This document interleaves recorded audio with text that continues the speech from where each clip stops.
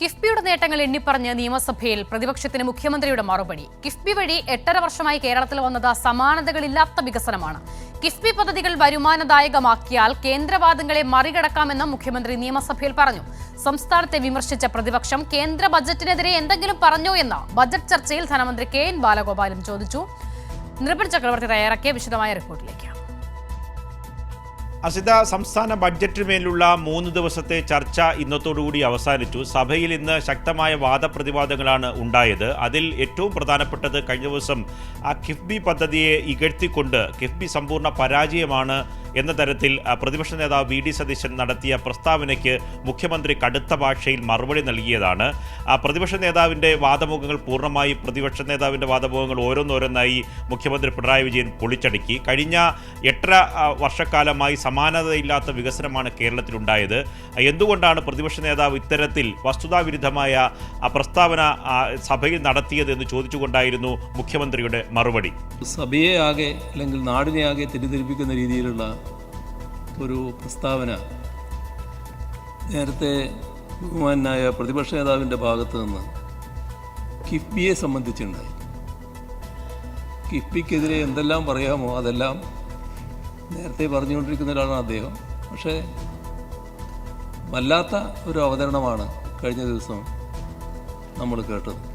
അതേസമയം 3 ദിവസത്തെ ബഡ്ജറ്റിന്മേലുള്ള ചർച്ചയ്ക്ക് ധനമന്ത്രി സമഗ്രമായ മറുപടി നൽകി.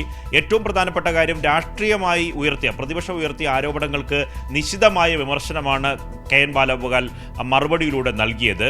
ഏറ്റവും പ്രധാനപ്പെട്ട കാര്യം കേന്ദ്രത്തെ വലിയ തരത്തിൽ സംസ്ഥാന സർക്കാർ വിമർശിക്കുന്ന പ്രതിപക്ഷം എന്തുകൊണ്ട് കേന്ദ്ര സർക്കാരിനെതിരെ ഒരക്ഷരം പോലും മിണ്ടുന്നില്ല എന്ന ചോദ്യമാണ്, രാഷ്ട്രീയ ചോദ്യമാണ് KN ബാലഗോപാൽ ചോദിച്ചത്. സർ, എന്തുകൊണ്ട് കേരളത്തിനകത്ത് ഇങ്ങനൊരു സ്ഥിതി വരുന്നു? അതിനെപ്പറ്റി ഏതെങ്കിലും ഒരു മെമ്പർമാർ ഇവിടെ സംസാരിച്ചപ്പോൾ UDF-ന്റെ മെമ്പർമാർ ഇന്ത്യയിലെ ഗവൺമെന്റ് എടുക്കുന്ന സമീപനത്തെ പറ്റി എന്തെങ്കിലും പറഞ്ഞോ?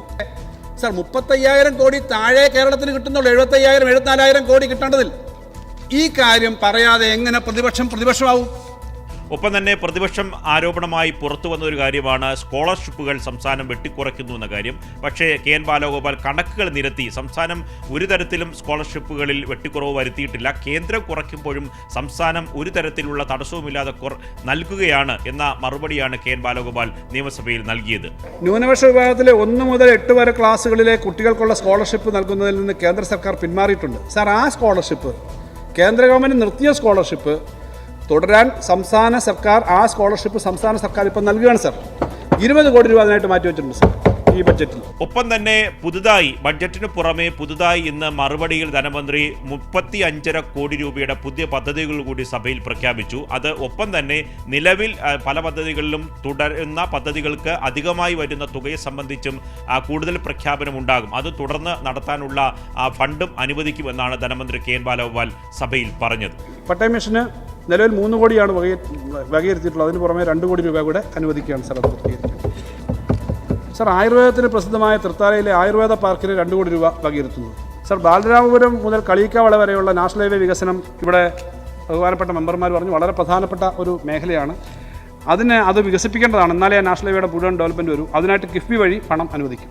ആകെ 3 ദിവസത്തെ ചർച്ചയിൽ ഭരണപക്ഷവും പ്രതിപക്ഷവും വലിയ തരത്തിലുള്ള രാഷ്ട്രീയ ആരോപണങ്ങൾ ഉന്നയിച്ചു എങ്കിലും ബഡ്ജറ്റിൽ ഒതുങ്ങിയുള്ള ചർച്ചകൾക്കൊക്കെ തന്നെ സർക്കാർ വ്യക്തമായ മറുപടിയാണ് നൽകിയത്. രാഷ്ട്രീയ ചോദ്യങ്ങൾക്ക് രാഷ്ട്രീയപരമായ മറുപടി തന്നെ സർക്കാരിന് നൽകാനായി. ഒപ്പം തന്നെ വിഴിഞ്ഞം പദ്ധതിയെ സംബന്ധിച്ച വലിയ തരത്തിലുള്ള തർക്കവും സംസ്ഥാനത്ത് ഇന്ന് നിയമസഭയിലുണ്ടായി. എങ്ങനെയാണ് വിഴിഞ്ഞം പദ്ധതി വന്നത്, എങ്ങനെയാണ് വിഴിഞ്ഞം പദ്ധതി ഇപ്പോൾ യാഥാർത്ഥ്യമാകാൻ പോകുന്നത്, അത് പിണറായി സർക്കാരിൻ്റെ ഇച്ഛാശക്തി കൊണ്ട് മാത്രമാണ് എന്ന് ഏറ്റവും അസന്നിഗ്ധമായി സഭയിൽ KN ബാലഗോപാൽ പ്രഖ്യാപിക്കുകയും ചെയ്തു. അസിത.